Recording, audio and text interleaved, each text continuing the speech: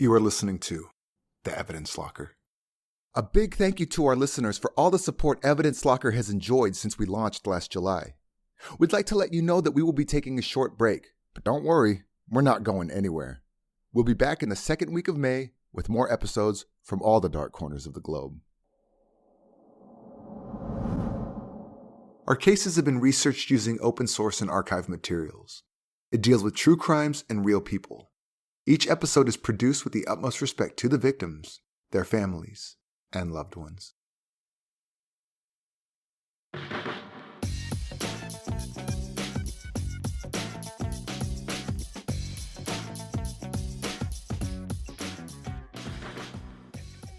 The Diamond Quarter is a square-mile area in the center of Antwerp City.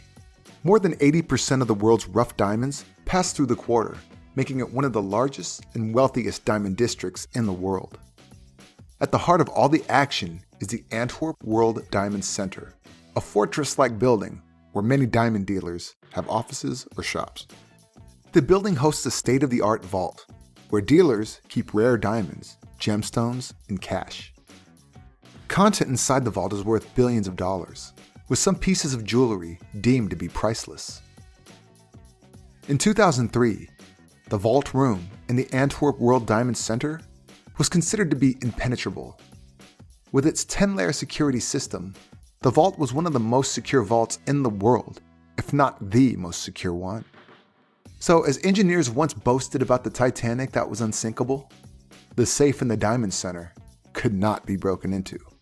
Firstly, the whole building was locked in with exterior steel roller gates from 7 p.m. to 7 a.m. The vault was 2 stories below street level, only accessible by elevator.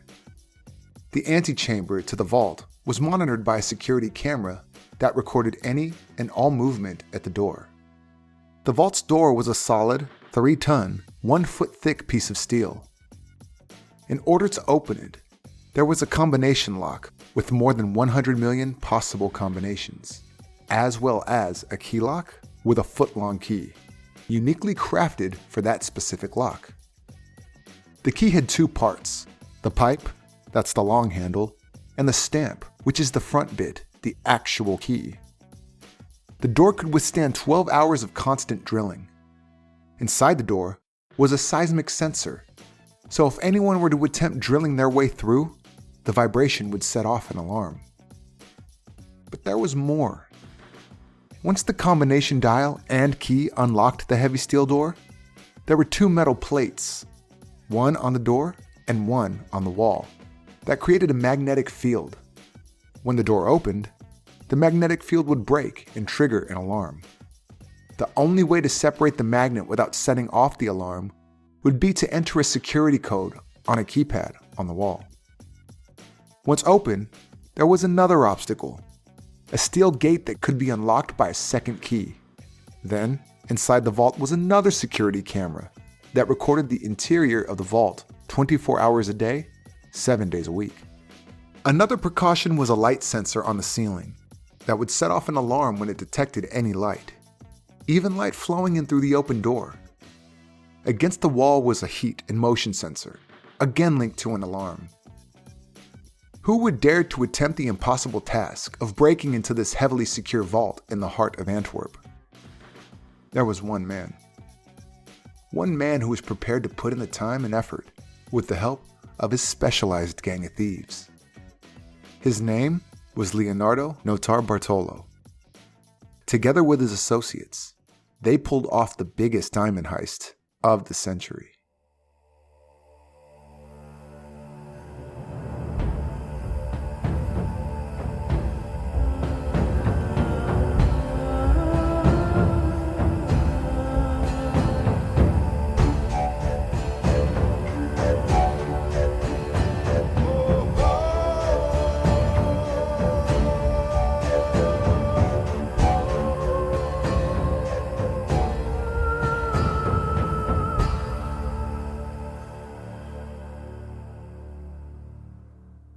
Leonardo Notar Bartolo was born in 1952 in Palermo, Sicily. When he was 6 years old, he stole something for the first time. His mother had sent him to buy milk. Finding the milkman asleep on the job, Leonardo took some milk and helped himself to some cash too. Although he got into trouble with his mother, he loved the thrill of being a thief. Leonardo himself proudly said, "I was born to be a robber. The first time I robbed was when I was 6. His childhood nickname was Testa di Legno, or Wooden Head, because he was known to headbutt his friends if they had a disagreement. When he left school, he knew the only way he wanted to make a living was by being a thief.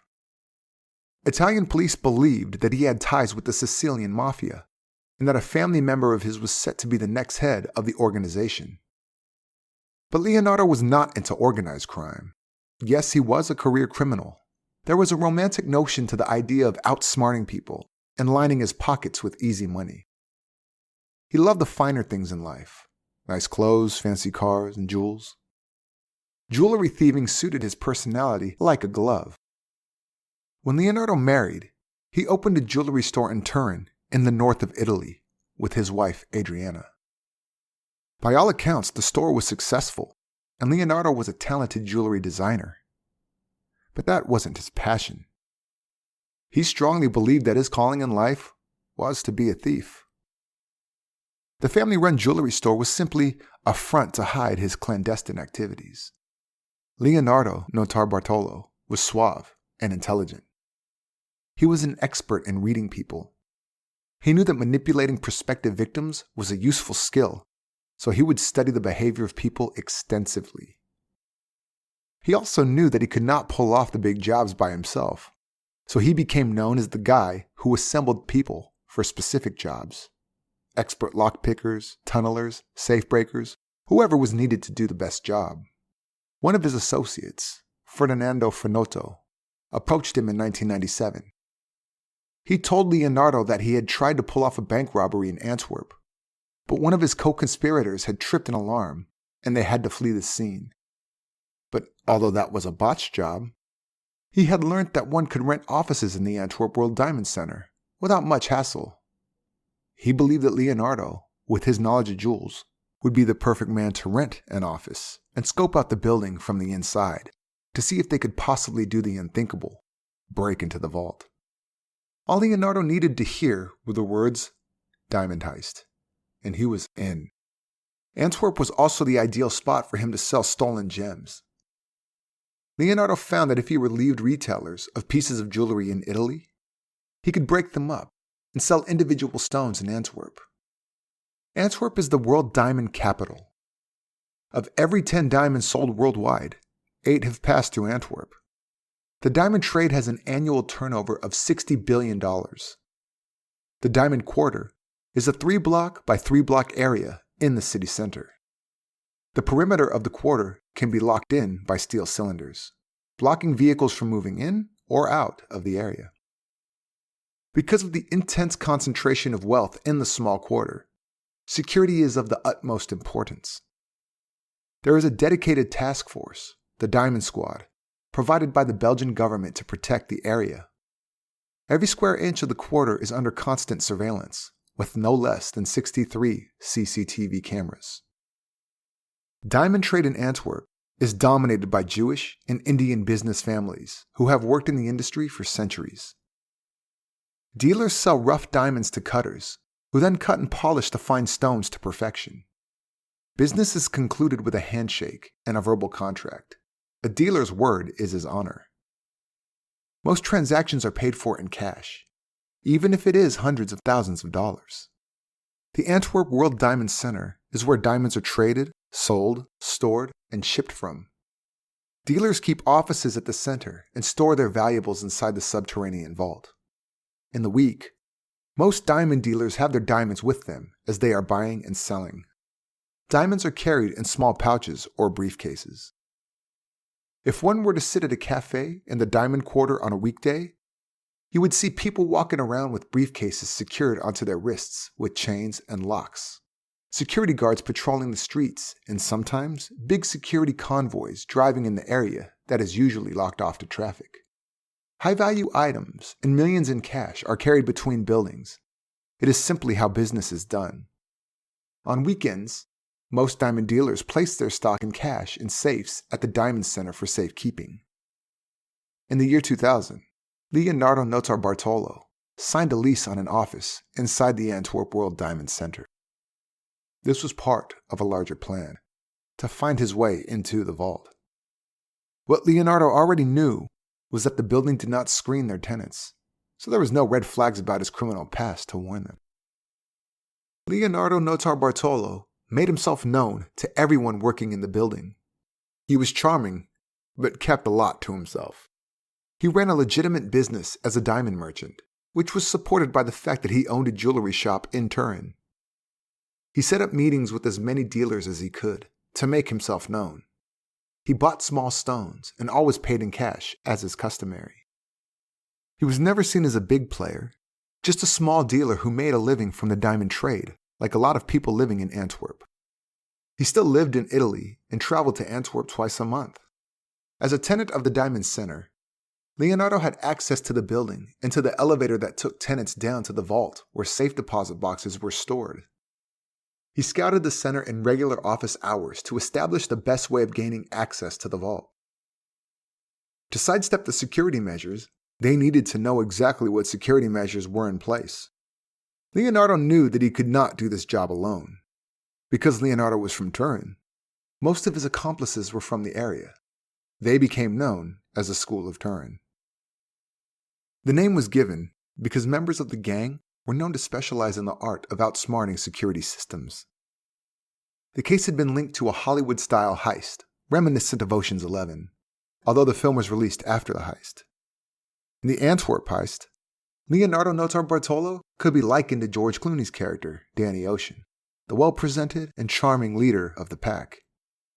The first associate Leonardo pulled into the plan was Ferdinando Finotto, as he was the one who came up with the suggestion in 1997. Ferdinando was to be the muscle of the gang. His nickname was the Monster because he was strong and intimidating. People were naturally afraid of him, but ultimately, he was a great all-rounder, an amazingly talented thief. Then, there was the genius, Elio Donorio.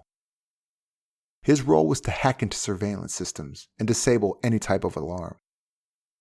The fourth guy was called the King of Keys, a nickname that implied that he was the lockpicker of the group. And as he was never caught, nobody knows anything about him.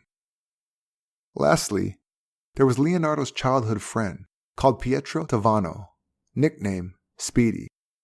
Speedy and Leonardo had known each other for over 30 years. The others didn't want him on the team, as he was an anxious and unpredictable character. But Leonardo insisted that he join them, as he did not have the heart to cut his oldest friend out of the deal of a lifetime. The preparation for the heist became a full-time obsession. Leonardo became deeply entrenched in the Diamond Centre. He knew the place and other tenants. He knew the guards. To everyone, he seemed like a quiet, nice guy. But behind the smiles and smooth talk was a man on a mission, who used every opportunity he could to gain more information about the inner workings of the building, the concierge's schedule, and all aspects of the security system. On more than one occasion, Leonardo had a hidden camera on his person when he went inside the vault. Remember, he ran a legitimate business, so like the other tenants in the building, he also had a safety deposit box in the vault. He was escorted by the concierge whenever he needed to access the vault. There are two versions about the hidden camera. One states that it was a micro camera hidden in the cap of a pen. He kept the pen in his shirt pocket and made sure he filmed as much as possible. Another version explains that the camera was hidden in his shoulder bag. Either way, he managed to get 360-degree imagery of the inside of the vault, as well as the antechamber. Thanks to the reconnaissance, the gang was able to construct an exact replica of the vault inside a warehouse at an undisclosed location. The team practiced how they would break into the vault over and over again until they were satisfied that they had reached a level of perfection. They knew where all the cameras were, where all the sensors were located. If they missed only one part of the 10-layer security, it would alert someone about their presence. There was no room for mistakes. We'll take a quick break for a word from our sponsors. Here's something you may not know. Sonya and I live a 2-hour train journey apart. We get together once a month to record a bunch of episodes in advance. Away Travel has made packing for these overnight trips so much easier. The carry-on size is lightweight and so spacious. It even fits our recording equipment. The best part is that I can charge my phone straight from the suitcase. Both sizes of the carry-on are able to charge all cell phones, tablets, e-readers, and anything else that's powered by a USB cord. A single charge of the Away carry-on will charge your iPhone 5 times. Each purchase offers a lifetime warranty, and Away offers free shipping within the lower 48 states in the US. For $20 off of a suitcase, visit awaytravel.com/evidence and use promo code EVIDENCE during checkout. That's awaytravel.com/evidence and use promo code EVIDENCE for $20 off. You can find the link in the show notes. Now, back to today's episode. Their plan had been more than 3 years in the making, and they were ready to strike. But it was all about timing. The perfect opportunity presented itself on the weekend of the 15th of February, 2003. Firstly, it was a Saturday, Sabbath for most of the workers in the Diamond Centre who were Jewish. On Saturdays, the Diamond Quarter was a ghost town. But on that particular weekend, there was a huge event that distracted everyone else in Antwerp too. The Diamond Games tennis tournament. The much coveted prize is a golden racket decorated with diamonds. This would be awarded to any player who won the singles 3 times in 5 years. In 2003, Venus Williams was in town to play the Belgian tennis star Kim Clijsters. All eyes would be on the court at Antwerp's Sportpaleis. It was the perfect opportunity for Leonardo and his gang to take their chance. The day before the heist, Leonardo went into the vault as a regular customer, but this time, he had a can of hairspray with him. He managed to distract the concierge, with whom he had built up a rapport in the preceding years. As soon as he was alone in the vault, Leonardo sprayed the heat and motion sensor with the hairspray, disabling it. It was so simple, yet extremely effective. The next day, they rented a car. Around midnight, they drove up to the Diamond Centre. Leonardo would later claim that he stayed in the car as the getaway driver. Other sources claimed someone else was the driver.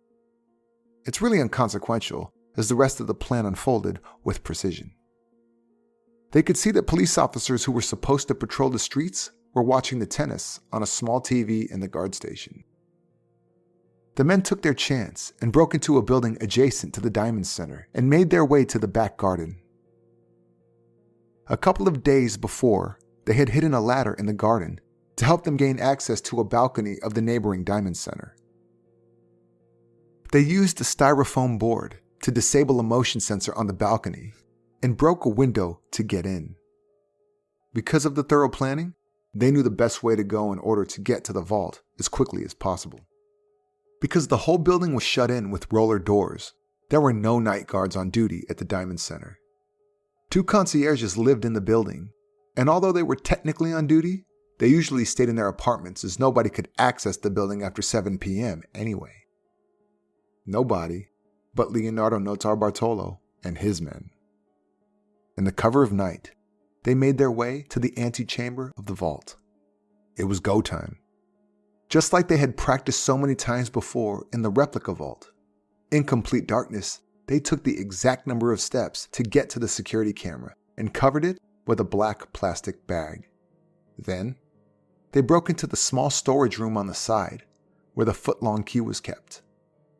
The storeroom had a wooden door with a standard lock that was no challenge to pick for someone like the king of keys. Once they were inside, they managed to break open the lockbox that held the key to the vault door. They were one step closer. As the key alone could not open the door, the combination of the lock was needed too. From a small hidden video camera in the roof, the size of a fingertip, they had been able to record the concierge when he turned the dial with the code in the days prior to the heist. They simply turned the dial to the 4 correct digits, and it opened. To disarm the vault door alarm, the robbers had to prevent the magnetic field from breaking, so they used double-sided tape to attach 2 custom-made aluminum plates to the metal plates.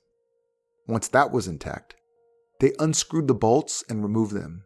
They taped the plates to the wall without ever breaking the magnetic field that would set off the alarm. Again, this was not overly complicated, but it worked very well. The next obstacle was to pick the lock on the steel gate. Again, King of Keys stepped in, and they were inside the vault within a minute. The hairspray Leonardo had sprayed on the heat and motion sensor the day before had done the trick. But to be sure, they placed a styrofoam box over the sensor, as they were going to be inside for quite a while. As one man covered the sensor, another one covered the light sensor on the ceiling with black duct tape, and the third man hooked a black trash bag over the interior security camera. All of this was done in complete darkness, as they did not want to trigger the light sensor.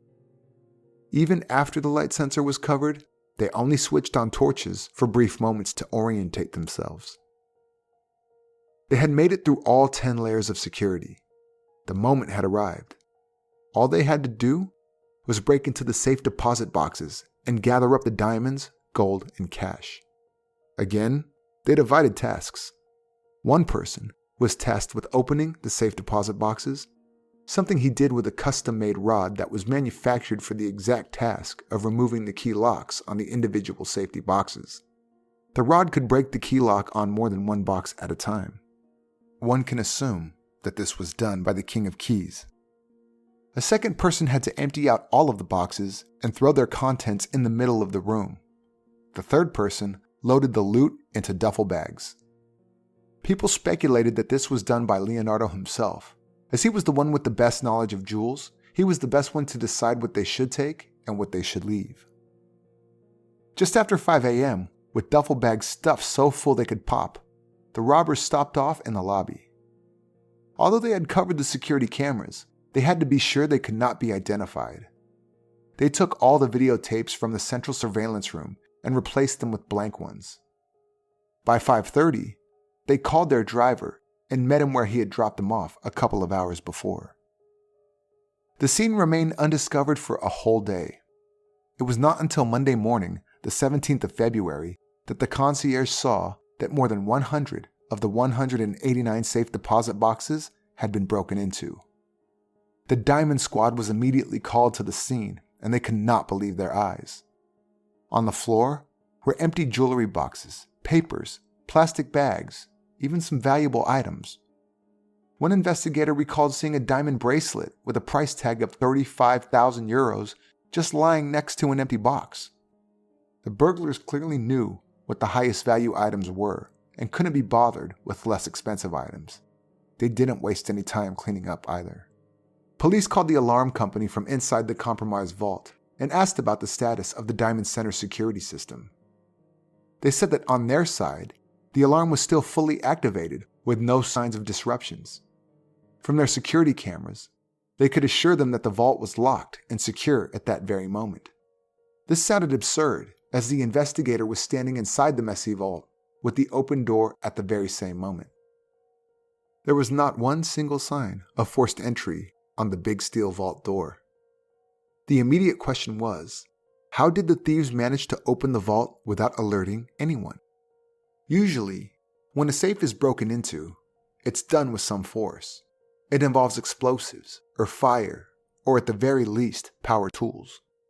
But on that February weekend in the Antwerp Diamond Centre, none of this had happened. The robbers simply unlocked the vault door and walked inside. The whole incident was a tremendous shock. Police stood speechless, looking at the damage. They could not help but be in awe of the professionalism of the job. They were scientific burglars in a sense, using inventive and effective ways to sidestep all security measures. The most basic materials were used to disarm a very sophisticated security system. The kind of material anyone could buy without raising any suspicion. A board of styrofoam, aluminum plates, duct tape and plastic bags. It was also easy to carry in a duffel bag, and they could leave it behind without the risk of being traced. It was time to assess the extent of the damage.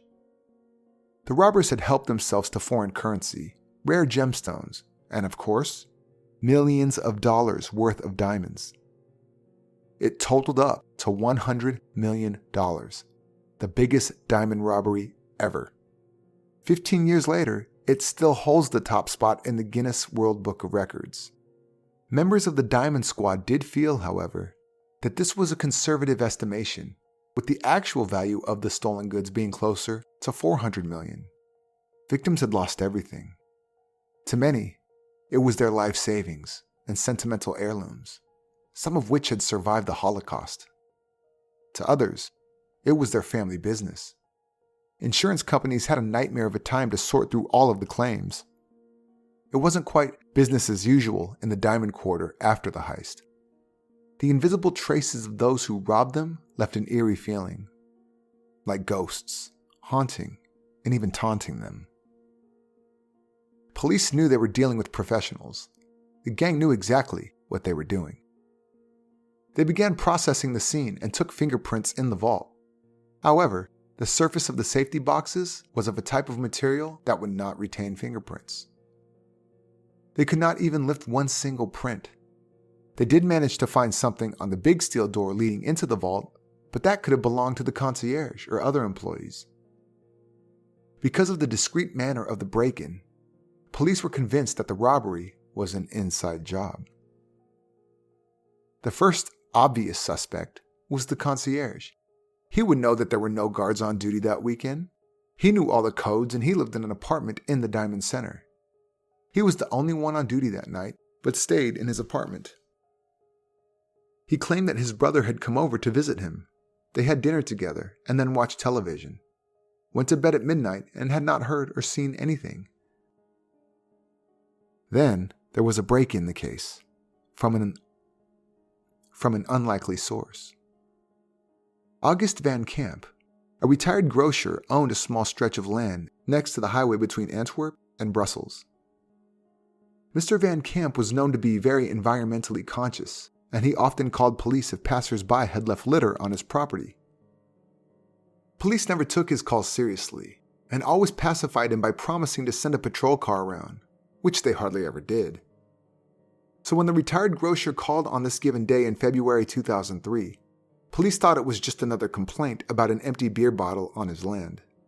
But when Mr. Van Camp mentioned diamonds, police arrived within the hour. A short distance from the highway, just off of a dirt road, they found a strange scene. There was a trash bag, but most of the contents had been thrown out. Tape was pulled out of video cassettes and thrown onto surrounding trees, like Christmas tree decorations. Among the trash, officers could see the unmistakable glint of diamonds. Quite a few were still in the trash bag. Some more were trampled into the mud. The lead investigator of the district of Vilvoorde called the federal police in Antwerp and said that he was looking at some of the loot and material used in the robbery they were investigating. Police were relieved that they had found something to kick off the investigation. The contents of the trash bag were sent to Antwerp for forensic examination. Investigators could not believe their luck. With an almost perfect crime, it was strange that this evidence simply fell into their laps. They were cautious that it could be a red herring, but they could not ignore what was inside. There were a couple of random items: an empty bottle of wine, empty yogurt containers, and half-eaten sandwiches. Then there was also something more concrete, a card with the name and address of someone by the name of Elio Denorio. Looking into his background, Elio was a known criminal in Italy, mostly in auto theft and dealing in cocaine. A second document was found in the trash bag. It was torn up in many small pieces, but the forensic team pieced the puzzle together. They found another Italian name, this time the name of a company, Damaros Preziosi, which had offices at the Antwerp Diamond Centre. But the company had no business registration number, and also no tax number. When police went to the offices, there was nobody there. It had a desk and some basic office furniture, but there was nothing to indicate that this was the offices of a running business. There was no signs of administration or filing system, no stationery or anything. A theory emerged that the offices were rented to gain access in order to scout the building. investigators determined that the owner of the company was an Italian man by the name of Leonardo Notarbartolo. They asked Italian police if they had any information about this man, and it didn't take long to receive his rap sheet. It included arms dealing, robbery, burglary, mostly to do with jewelry. Fingerprints pulled off the door at the offices of Damaros Preziosi and the Antwerp Diamond Centre matched Leonardo's. A week after the heist, the concierge came forward and confessed that his initial statement was partially incorrect. He did not go to bed at midnight, as he had said before. He went out drinking and dancing. In fact, he had quite a bit to drink and couldn't remember exactly what time he went back home. By this time, law enforcement already knew that the concierge was not in on the deal. His only crime was that he was not vigilant and at his post when he was supposed to have been. Police had to catch up with their prime suspect. They had reason to believe that he had returned to Italy, and a task force was assembled to make the arrest. Leonardo had gone to his family home just outside of Turin. He spent a couple of days there, then set out to complete the heist cover-up. He had to return the rental getaway car to Antwerp. He also had to show his face at the Diamond Centre, so as to not look suspicious. Investigators would be looking at all the tenants, and he did not want to change anything in his normal behavior. If he suddenly disappeared, police could have wondered. What he did not know was that the police were already onto him. They were also high on adrenaline when he and the gang were in his Antwerp apartment, and he knew he had some cleaning up to do. His wife said that she wanted to join him, and he agreed. A couple of hours after they left their home in Italy, police surrounded the house. Leonardo's son, 24-year-old Marco, was home, but he refused to open the door. He tried to call Leonardo, but his phone was on silent, and he didn't hear the call come in. Then Marco tried to call his mother, but her phone was switched off. Marco could not tell police where his parents had gone. The diamond thief had given authorities the slip. It was 5 days after the heist when the Notarbartolos arrived in Antwerp. Leonardo's wife and friends set out to clean the apartment while he went to his office. It was Friday night, the 21st of February, 2003, when Leonardo Notarbartolo was spotted inside the Antwerp Diamond Centre again. The concierge knew that police were desperately looking for him, so when she saw him, she stalled him, while one of her colleagues called the police. She managed to engage him in conversation for no less than 15 minutes. The task team arrived in full force and arrested him on the spot. During questioning, Leonardo was as cool as a cucumber. Police could see that he was a professional who knew how to handle himself in a police interview. He calmly answered all questions and seemed unfazed and confident. He told them that he was a diamond dealer. He graciously admitted that he was arrested in 1983 for stealing a car, but he denied breaking into the vault at the Antwerp Diamond Centre. Police did not have enough evidence tying Leonardo to the crime, but they knew he had something to do with the heist. When they went to his apartment, that was within walking distance of the Antwerp Diamond Centre, they literally bumped into his wife and some friends as they were leaving. It was obvious that they were cleaning out the apartment, as they had suitcases and boxes with them. One man even carried a rolled-up carpet. The whole group was taken in for questioning, but they didn't give up anything. Investigators had to rely on the evidence to do the talking. They searched Leonardo's rented apartment in Antwerp and found tape that matched the duct tape that covered the sensor in the vault. There was also a SIM card that could be connected with Pietro Tavano, or Speedy, a known associate of Notarbartolo. Phone records showed calls that were made using the SIM card, pinged off of towers in the vicinity of the Diamond Centre on the night of the robbery. Then, another piece of evidence was found in the apartment. It was a receipt from a food store, Del Hayes, with items matching those found in the trash bag in Filforda: a bottle of wine, cheese, yogurt. When they pulled surveillance footage, they were able to capture the frontal shot of the man who purchased the items. Facial recognition software identified the man as Ferdinando Finotto, better known as Il Mostro, the monster. Back at police headquarters, after 8 hours of interrogation, the seasoned criminal Leonardo Notarbartolo was still not talking. Police tried to shock him by proving that they were onto him and his whole gang when they showed him a photo of the monster. Leonardo didn't even flinch. Investigators would have to build the case from scratch as they could clearly not count on a confession from Leonardo. Surveillance cameras inside the Diamond Centre filmed him in the vault in the months and years leading up to the heist. He was walking around with a notebook, looking at all the different safes and locks. He also looked up to the ceiling and pointedly looked at each and every security camera throughout the whole building. Forensic technicians immediately saw a couple of shiny stones as they unrolled the carpet one of Leonardo's friends was carrying. A specialist vacuum was used to extract every last stone from the carpet. All the diamonds retrieved from the apartment in Antwerp, as well as the diamonds from the trash bag scene at Vilvoorde, were confirmed to be part of the missing loot. Part of the elaborate plan in committing this crime was to assess the risk involved. In Belgium, one is not punished by value of what you steal. Theft is theft, whether you stole a teddy bear or $100 million worth of diamonds. And for theft, the maximum punishment is 5 years in prison. On the 3rd of March 2005, Leonardo Notarbartolo was the only member of the School of Turin charged with the heist. He was sentenced to 10 years in prison. He received a double sentence as he was seen as the mastermind behind the operation.